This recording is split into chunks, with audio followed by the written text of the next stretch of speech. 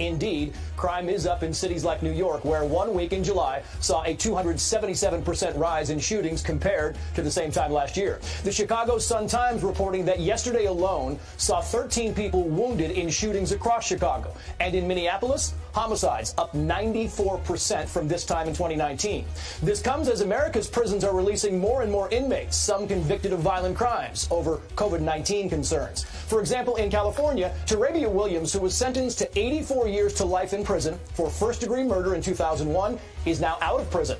The California Department of Corrections releasing a statement that reads in part, Tarabia Williams was released under a government code which allows prisoners to be released in the case of an emergency that endangers their life. Her release, clearly devastating the family of Kevin John Ruska, whom Williams murdered back in 1998. Tonight, the California District Attorney, who is sounding the alarm, saying violent people are being released without any input on behalf of the victims. But let's begin tonight with John Ruska's sister, Dina Love. And Dina, thank you so much for joining us. We know this has got to be heart-rending for you. We just want to let people know that back in 1998, your brother John was carjacked. He was placed into a trunk. He was shot in the abdomen. That wound initially was not fatal. He was driven 700 miles to a hotel where Tarabia Williams put him in a chair in a hotel, tied him up, and he was found dead 10 hours later. And now she's been released because of health concerns. It is unbelievable.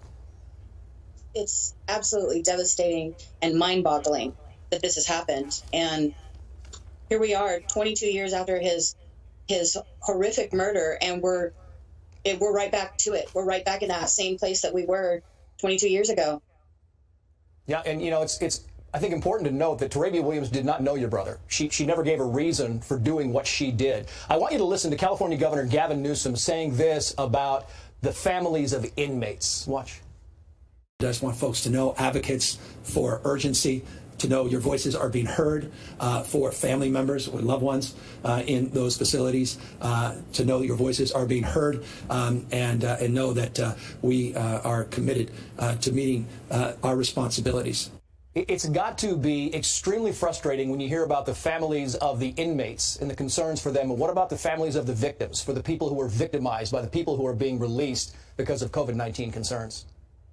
Exactly. They should be ashamed of themselves for allowing this to happen. The rights of the prisoners are more important than the rights of the victims and the victims' families. And it's absolutely shameful that this is being allowed to happen. Gratefully, I am not living in the state of California, but I feel immensely for the communities that these inmates are being released in, specifically in San Jose, where she has been released to. She is a convicted murderer, first degree. So there's no reason why she should have been released over some petty crime criminal. Absolutely no reason.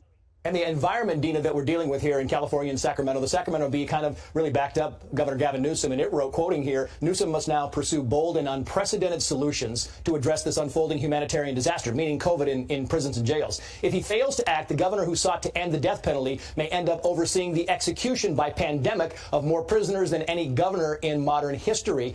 Again, there is this pushback, finally, and we're going to hear about this in a few minutes, but you are facing resistance in California when it comes to these types of cases. How difficult is that for you?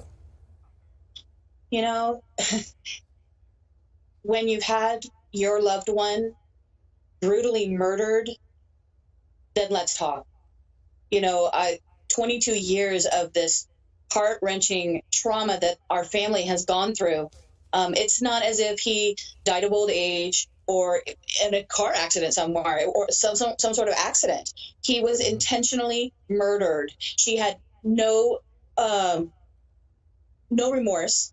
She had this plan. She had garbage bags filled with her clothes, pictures of her family in their frames, ready to go. And there's absolutely no remorse from her. There's no reason why this happened. I don't understand. Yeah, and a lot of people don't understand. Dina Love, thank you so much. The best to you and your family.